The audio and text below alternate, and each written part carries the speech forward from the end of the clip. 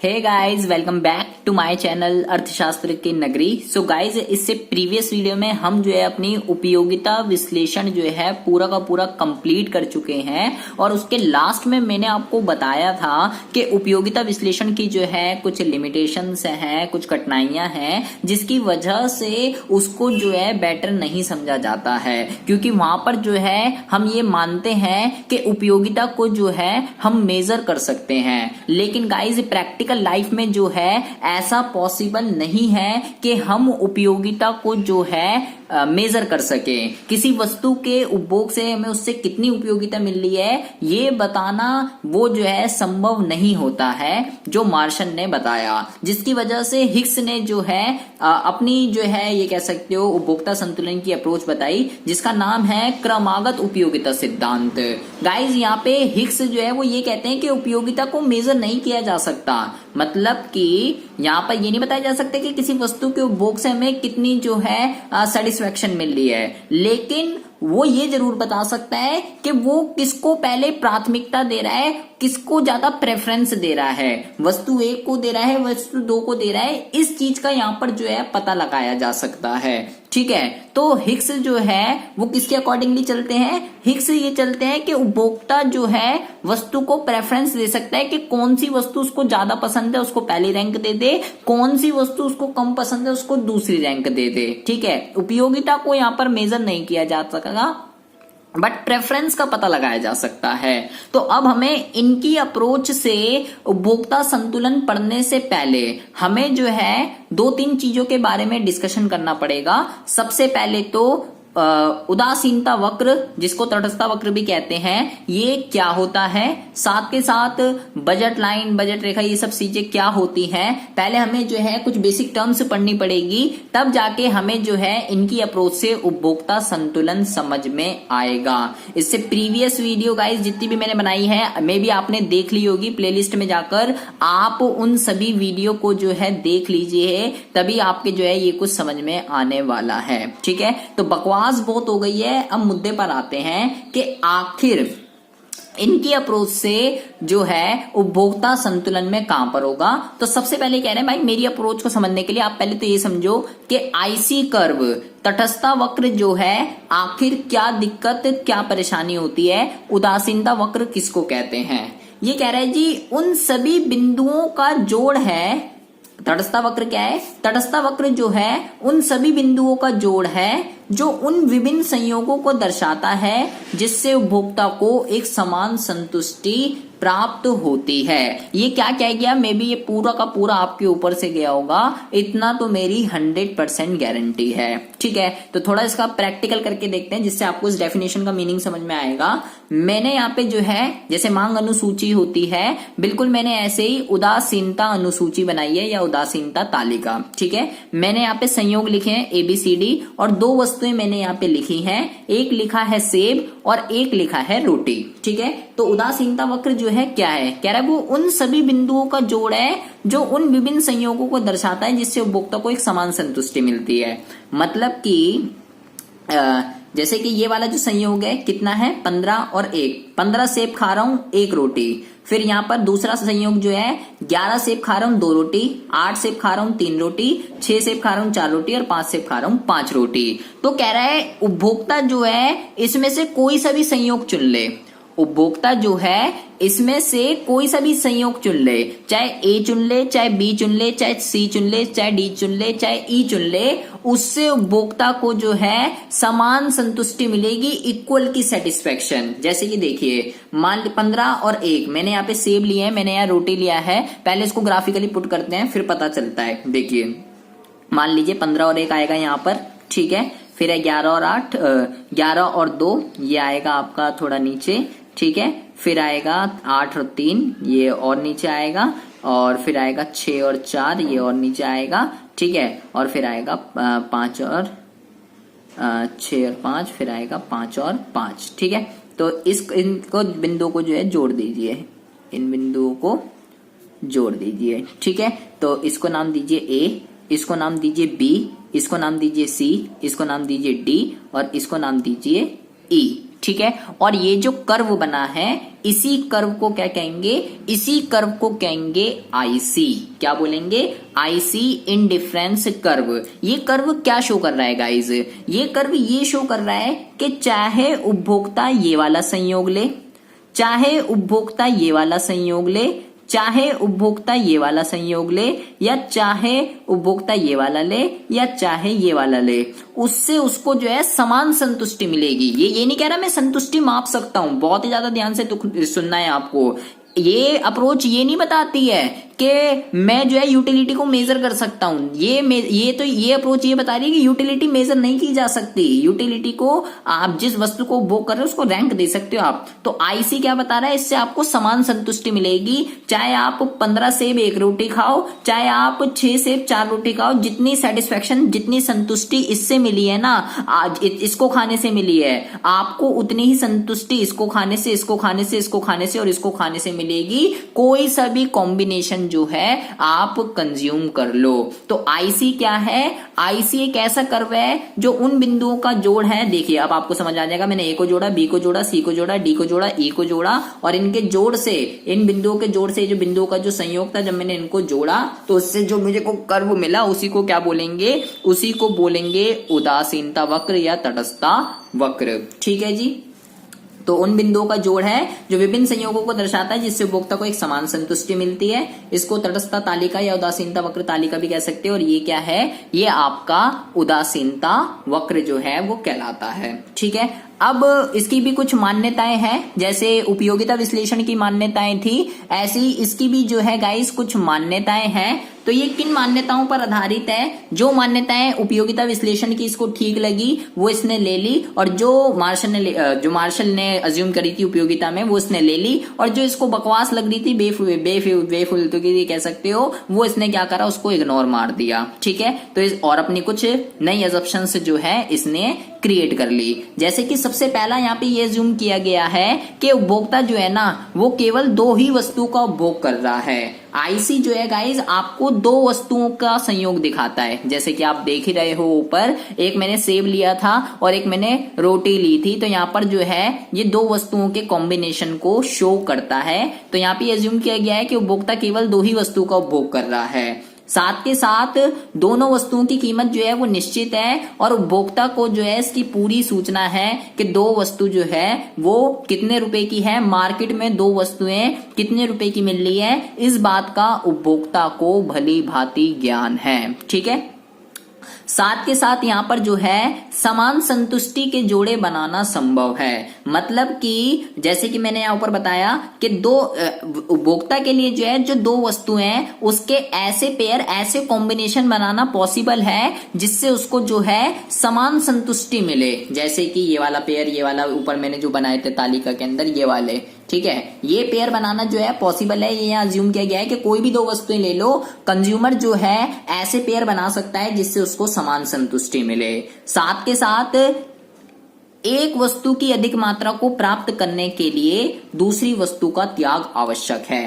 Guys ये आपके लिए बहुत ही ज्यादा इंपॉर्टेंट है, यहाँ पर आपको ये समझना पड़ेगा। देखिए चौथी अजम्पशन यहाँ पे क्या बोली गई है कि अगर आपको एक वस्तु ज्यादा चाहिए तो आपको दूसरी वस्तु का त्याग करना पड़ेगा। देखिए मैं 15 सेब और 1 रोटी खा रहा था, ठीक है, 15 सेब और 1 रोटी खा रहा था, लेकिन मुझे जब 1 रोटी एक्स्ट्रा चाहिए, अगर मुझे 1 रोटी एक्स्ट्रा चाहिए तो मुझे 4 सेब जो है त्यागने पड़ेंगे। मुझे क्या करना पड़ेगा, मुझे जो है 4 सेब त्यागने पड़ेंगे। अगर मुझे 1 और रोटी चाहिए तो अब की बार मुझे 3 सेब त्यागने पड़ेंगे। अगर मुझे 1 और रोटी चाहिए तो मुझे अब की बार 2 से त्यागने पड़ेंगे। अगर और चाहिए तो फिर से 1 त्यागना पड़ेगा। तो ये क्या कह रहा है कि भाई अगर आपको किसी भी वस्तु की एक एक्स्ट्रा कॉमोडिटी चाहिए ना तो आपको दूसरी वस्तु का त्याग करना ही पड़ेगा। और क्यों करना पड़ेगा, ऐसा यहाँ पे क्यों अज्यूम किया गया है, ताकि संतुष्टि का जो स्तर है वो समान रहे, इक्वल का रहे। यहाँ पर ऐसा इसलिए अज्यूम किया गया है। इसके बारे में भी आगे हम डिस्कशन करेंगे, बहुत ही इंपॉर्टेंट है 4th टॉपिक। साथ के साथ यहाँ पे ये किया गया है कि वस्तु के त्याग की दर जो है वो निरंतर गिरती रहती है। ये दोनों के दोनों जो अजम्पशन है अभी ऊपर डिस्कशन करेंगे हम, ठीक है। ये अभी आप देखते हैं, ये भी यहाँ पे जूम किया गया है और ये भी यहाँ पे इसमें भी उपयोगिता विश्लेषण की तरह यहाँ पे ये जूम किया गया है कि उपभोक्ता की रुचि, आदत, फैशन, इनकम आदि में कोई भी परिवर्तन जो है वो नहीं होता है। ये 6 अजम्पशन है इसकी, जो ये अप्रोच जो है बनी गई है, ठीक है जी।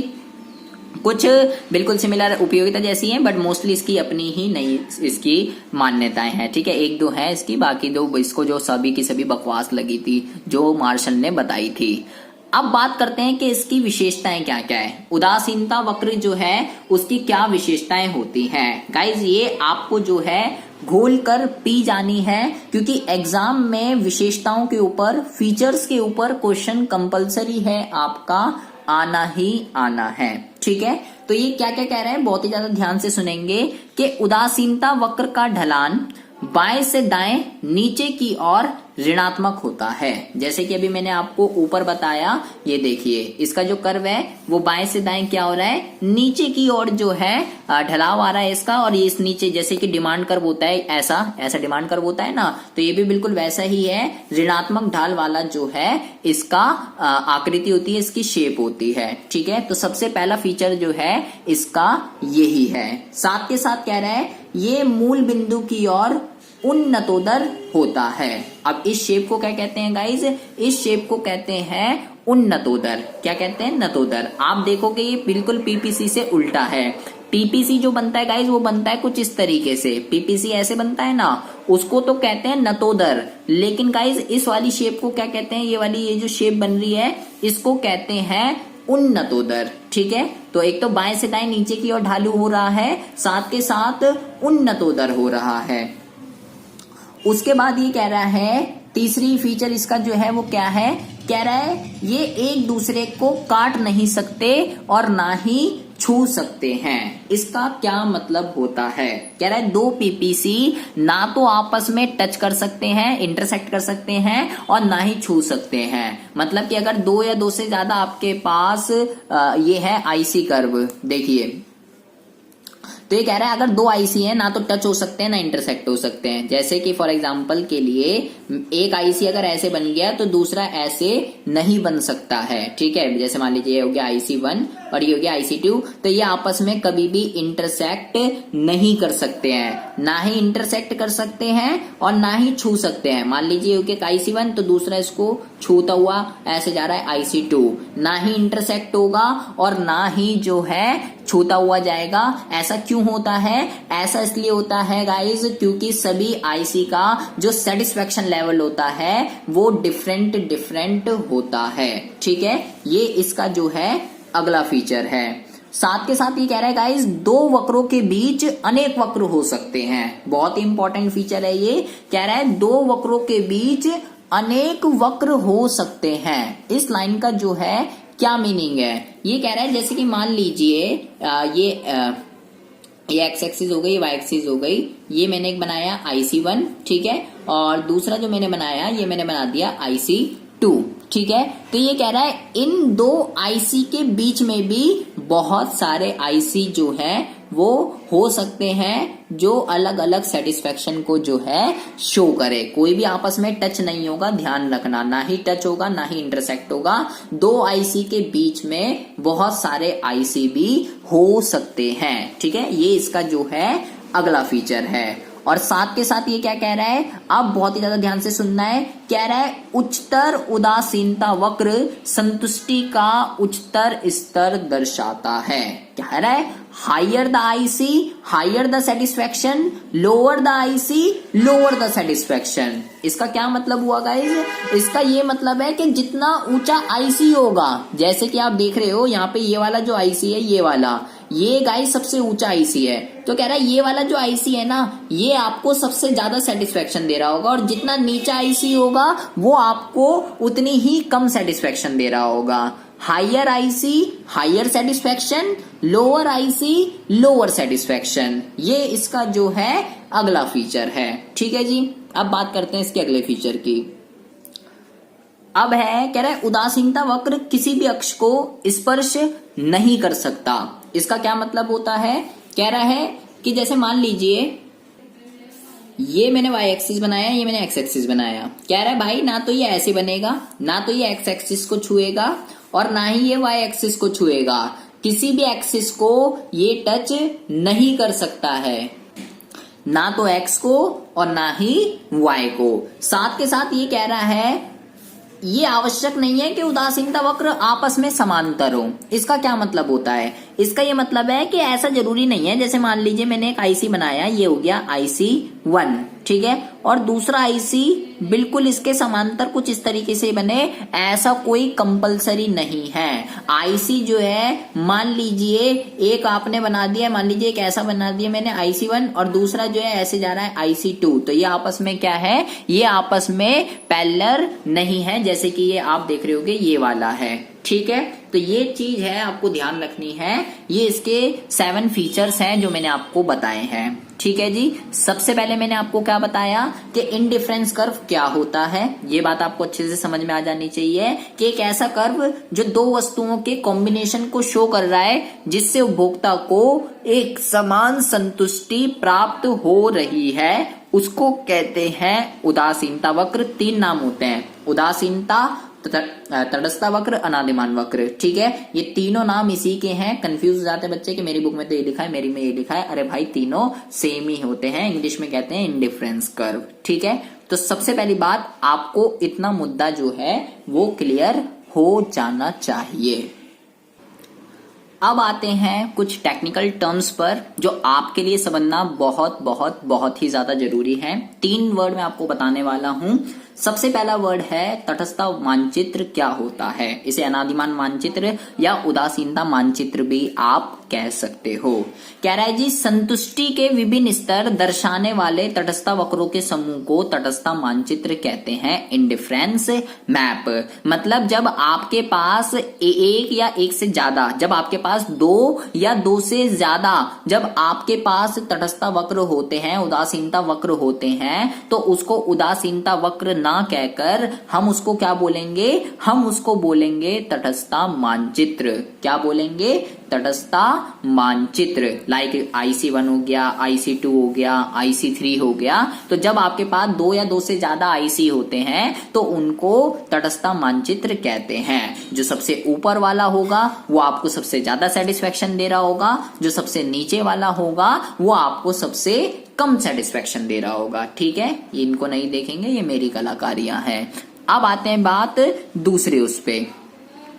दूसरा आपको देखना है मोनोटोनिक प्रेफरेंस जो है वो क्या होता है, एकदिष्ट अधिमान। गाइस ये बहुत ही ज्यादा इंपॉर्टेंट है, जब किस्मत खराब होती है तो आपका ये भी एग्जाम में पूछ लिया जाता है कि एकदिष्ट अधिमान क्या होता है। हमने बोला कि उपभोक्ता जो है 2 संयोग अगर आपको दिए जाएं तो वो कोई भी 2 संयोग में से वो कोई सा भी संयोग ले ले, वो क्या करेगा, वो उससे उसको समान संतुष्टि मिलेगी। लेकिन एकदिष्ट अधिमान ये कहता है कि भाई अगर आपने 2 संयोग उपभोक्ता के सामने रखे हैं ना, मैंने क्या बोला यहाँ पे प्रेफरेंस की बात होती है कि उपभोक्ता कौन से संयोग को ज्यादा प्रेफरेंस दे रहा है, ए को, बी को, सी को, डी को, कौन किसको ज्यादा प्रेफरेंस दे रहा है। तो ये क्या कह रहा है कि उपभोक्ता किसको ज्यादा प्रेफरेंस देगा, कौन से बंडल को ज्यादा प्रेफरेंस देगा। देखिए कह रहा है ये इस मान्यता पर आधारित है कि उपभोक्ता कम वस्तु की बजाय अधिक वस्तुएं लेना पसंद करता है, क्योंकि अधिक वस्तुओं के उपभोग से अधिक संतुष्टि संभव है। देखिए बहुत ही ज्यादा ध्यान से सुनेंगे, मेरे पास 2 कॉम्बिनेशन है, एक ये है एक ये है,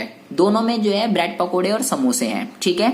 इसमें भी 7 समोसे हैं, 7 ब्रेड पकोड़े हैं। दूसरे वाले में 8 समोसे हैं और 7 ब्रेड पकोड़े हैं। ब्रेड पकोड़े तो दोनों में सेम ही है, ठीक है, इसमें भी 7 है, इसमें भी 7 हैं, लेकिन इसमें समोसा 7 है और इसमें जो है 8 है। तो कह रहा है मोनोटोनिक प्रेफरेंस का ये मतलब है कंज्यूमर प्रेफरेंस किसको देगा, कंज्यूमर प्रेफरेंस जो है इसको देगा, क्योंकि इसके अंदर जो है एक समोसा ज्यादा है। क्या बोला उसने कि उपभोक्ता जो है कम वस्तु की बजाय अधिक वस्तुएं लेना पसंद करता है, क्योंकि इसमें अगर एक समोसा ज्यादा है वो ये मानता है कि अगर मैं अधिक वस्तुओं का उपभोग करूंगा तो उससे मुझे अधिक संतुष्टि मिलेगी। अगर मैं एक समोसा ज्यादा खाऊंगा तो मुझे क्या मिलेगा, ज्यादा सेटिस्फेक्शन मिलेगी। तो कंज्यूमर क्या करेगा, और अगर उसके सामने दो ऐसे बंडल हैं जिसमें एक वस्तु जो है उसमें तो उसकी समान मात्रा है, लेकिन दोनों में से किसी वस्तु की एक ज्यादा क्वांटिटी है, कुछ भी है, एक की तो समान है, जैसे ब्रेड पकोड़े दोनों में साथ साथ ही थे, लेकिन जो समोसे थे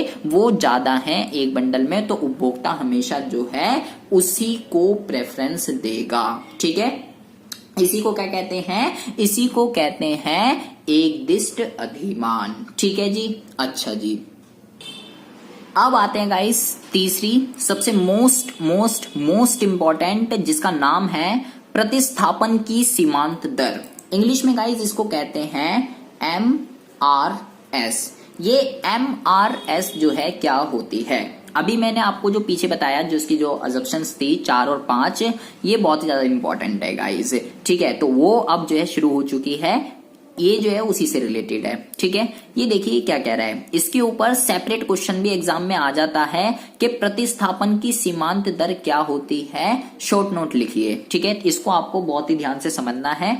ये क्या कह रहा है, कह रहा है जी वह दर जिस पर उपभोक्ता वस्तु एक की अतिरिक्त इकाई प्राप्त करने के लिए वस्तु 2 की मात्रा त्यागने के लिए तैयार होता है, उसी को जो है प्रतिस्थापन की सीमांत दर कहते हैं। कि मुझे अगर एक वस्तु की ज्यादा क्वांटिटी चाहिए तो उसके लिए मैं दूसरी वस्तु की कितनी मात्रा त्यागने के लिए तैयार हूं, अगर मैं उसकी रेट निकालूं तो उसी रेट को जो है सीमांत प्रतिस्थापन की सीमांत दर जो है कहते हैं। सूत्र रूप में अगर मैं बात करूं तो MRS इज इक्वल टू, इसको रिप्रेजेंट करते हैं गाइस डेल्टा वस्तु Y अपॉन में डेल्टा वस्तु X। ठीक है, डेल्टा वस्तु Y अपॉन में डेल्टा वस्तु X, ये इसका जो है सूत्र है। अभी तो ये थोड़ा थ्योरेटिकल हो गया, पूरा आपके ऊपर से चला गया होगा। अब बात करते हैं प्रैक्टिकल की। देखिए ये क्या कह रहा था, देखिए जी, हमें अपने इस क्वेश्चन में MRS निकालना है। ठीक है, तो MRS जो है वो कैसे निकलेगा, MRS आपको निकालने के लिए क्या बोला मैंने, एक वस्तु की एक अधिक मात्रा प्राप्त करने के लिए दूसरे की में कितनी मात्रा का त्याग करना पड़ता है, उसी को MRS कहते हैं। ठीक है, तो यहां पर जो है पहले वाले तो छोड़ दीजिए, डैश एक रोटी थी। ठीक है, अब मेरे को एक एक्स्ट्रा रोटी प्राप्त करने के लिए मुझे कितना सेक्रीफाइस करना पड़ रहा है, मुझे सेक्रीफाइस करना पड़ रहा है 4 का। कितने का सेक्रीफाइस करना पड़ रहा है जी, 4 का। इसको लिखते कैसे हैं, एक के लिए मुझे कितना सेक्रीफाइस करना पड़ रहा है, 4 का। ठीक है, अच्छा, फिर मुझे एक और प्राप्त करने के लिए कितना सेक्रीफाइस करना पड़ रहा है जी, एक और प्राप्त करने के लिए अब की बार मुझे 11 में से 8 गए, अब की बार मुझे 3 का सेक्रीफाइस करना पड़ रहा है।